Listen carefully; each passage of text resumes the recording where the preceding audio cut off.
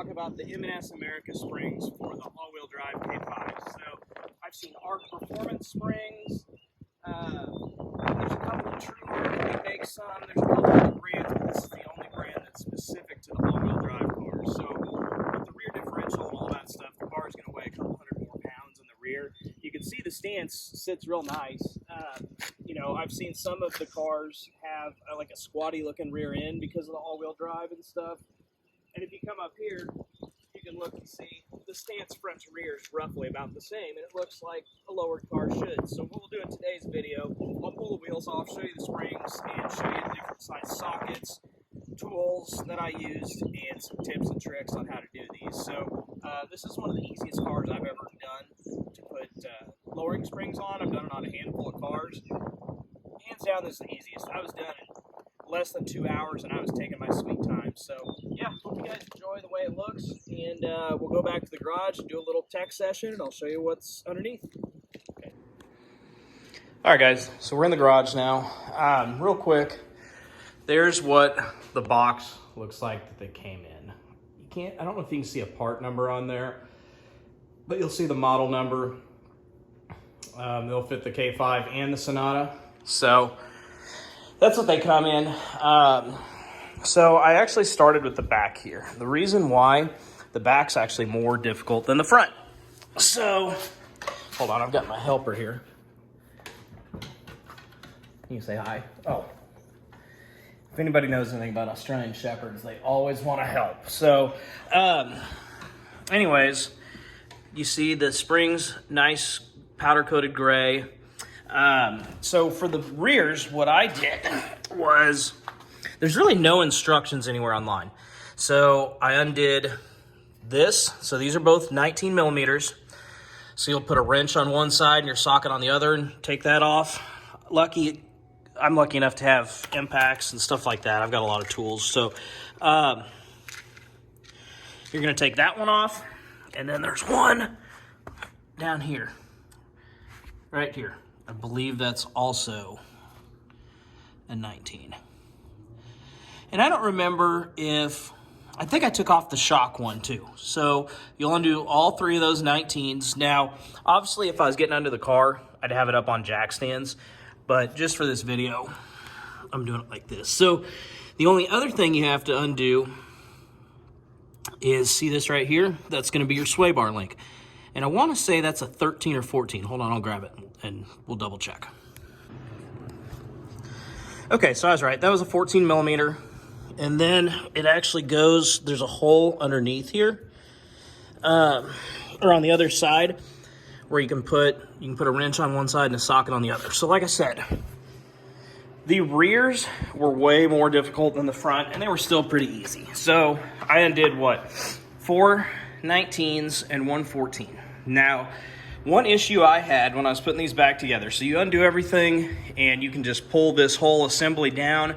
Old spring falls right out, and then you put the new one in there. So be sure when you're doing this, you can see down here, that is a rubber isolator.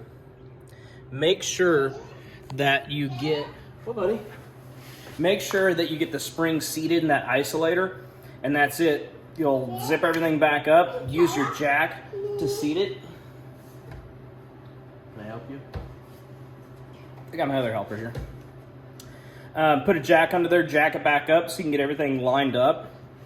And what I mean by that is you'll use a jack stand to hold the car up, move your jack over here, and jack up from the bottom of the control arm, and you can just kind of maneuver your jack to where everything's lined back up. You'll slip your bolts back in, zip them down, tighten them back up, and you're good to go on the rear. So we'll move up to the front now.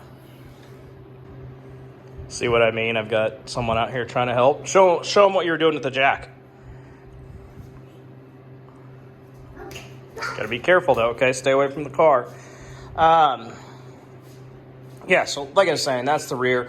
You'll notice I've got a matching Harbor Freight jack. That was by accident. I've had the jack longer than I've had the car. So yeah, that's the, like I said, that's the rear. Again, the rear is way harder than the front. It still wasn't hard. Don't let this stuff scare you guys. You know, the biggest thing I can tell you good jack stands, patience. My car was probably 4 or 5 months old when I did this, so if you've got like a 2021 and you live in a snowy climate where they use salt on the roads and stuff, hit everything with some of this before you tackle this project.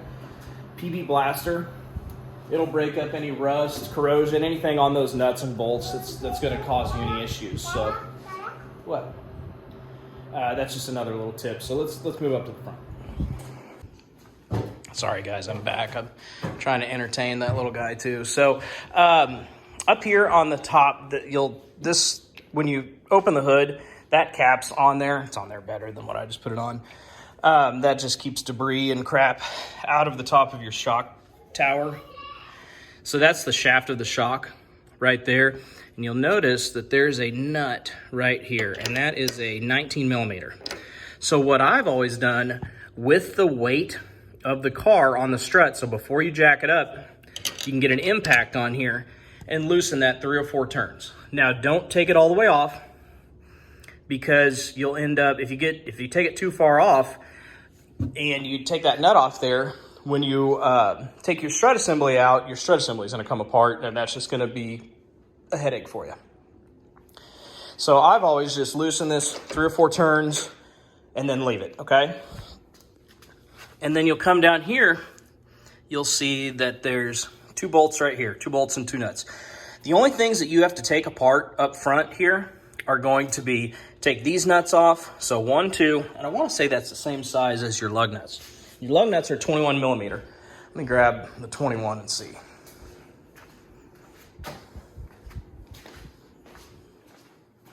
Sorry, I had that ready, but my boy came out trying to help. Nope, it's not 21. So the one on the back,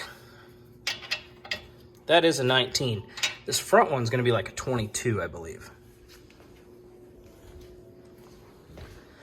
The biggest thing I can suggest is having various socket sets. Everything's metric, so just keep that in mind. You know, here's some of the stuff I have: full wrenches, sockets, all that stuff. I'm a tool guy. I like having this stuff. I'd rather have it and not need it. You know, over the years, I've just kind of accumulated more stuff that I may need. It's a 23. So yeah, it is going to be a 24, I believe. And then here's the other tricky part. So you'll see this is your front strut bar attachment. So if you put an 8 millimeter wrench on there, like if you just started turning this nut, the whole thing's gonna spin. So what you do, here, I'll show you. So another thing I would suggest, these are called crow's foot wrenches. Hey, what are you doing? Who doesn't like dogs in videos? Those will just give you a little bit easier way to get in there. So you'll put the one wrench on, it's a 17, you'll see it's upside down. And then the other one, I believe, is an 8 millimeter.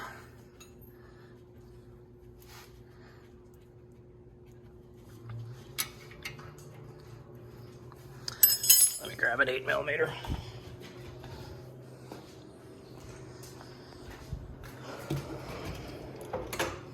Of course, my 8 millimeter crow's foot's missing. We've got one of these handy little ratcheting ones. These things are so awesome.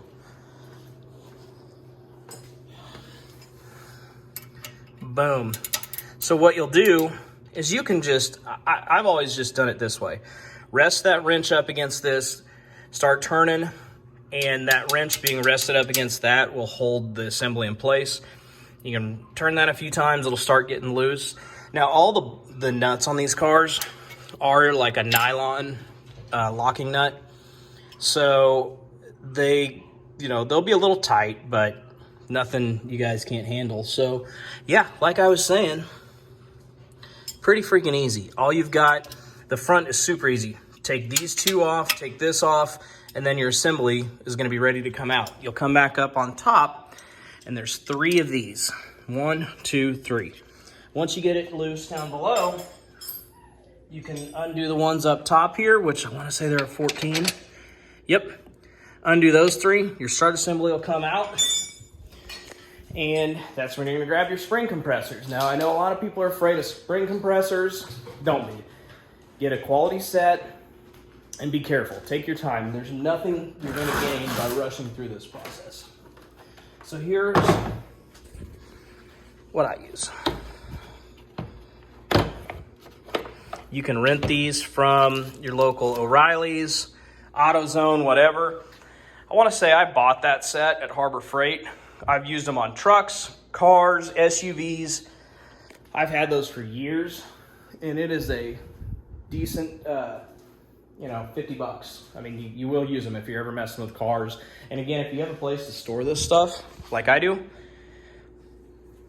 it's just handy to have. So that's about it, guys. So when you'll tighten down the spring compressors, you'll take the top nut off the strut shaft, and then once that's loose, you can take your time loosening up the spring compressors, and everything will come right out. So I think I've got pictures of the process I'll try to add in here. The cool thing about the new springs from M&S, they're pre-compressed already. Not pre-compressed. I don't know. I know the springs are a little bit shorter. I don't know if, you'll put a lot of springs on and they'll settle. These really didn't. So when you put the spring back on the strut assembly, you don't have to compress the spring to tighten that nut on top of the shaft down. So zip that down and you can put your assembly back in, tighten up what you just undid. That's about it. So let me put this back together. I'll go through my final thoughts, and I'll catch you here in just a few. All right, guys, let's close this out. So looking at M&S America's website, which is where I got the springs, it looks like they've got a 15% discount right now, which I bought these and also had a discount. So go here.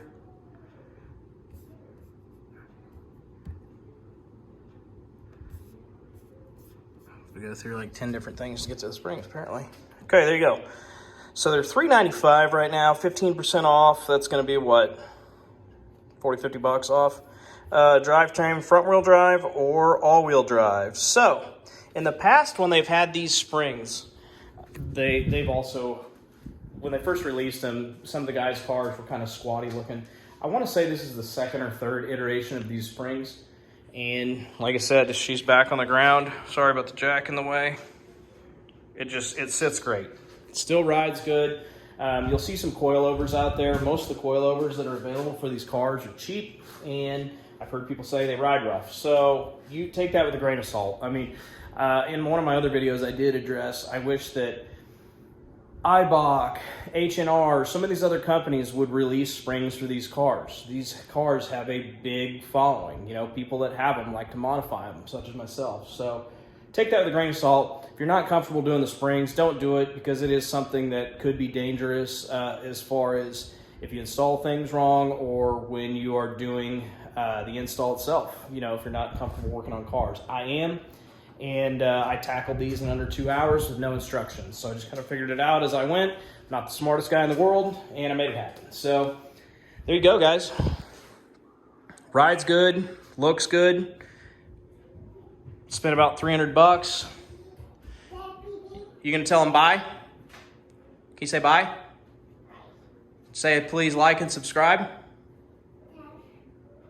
So anyways, if you guys have any questions on these springs, I'm in the K5 groups on Facebook. Hop in there, ask me any questions, message me, drop a comment, like, subscribe, all that stuff. You can get a hold of me pretty easily. I'll be glad to answer any questions. But like I said, this is something that if you take your time, use your brain, you can tackle this yourself. If not, take it to a shop, probably a couple $100, and they'll get them slapped on there. So hope you guys have a great rest of the week. Next week I should be uploading hopefully on Wednesday again. So take care, stay safe, and y'all have a great week. See you on the next one. Say bye. Bye. Say bye to Cal. Bye, Cal. Take care, guys.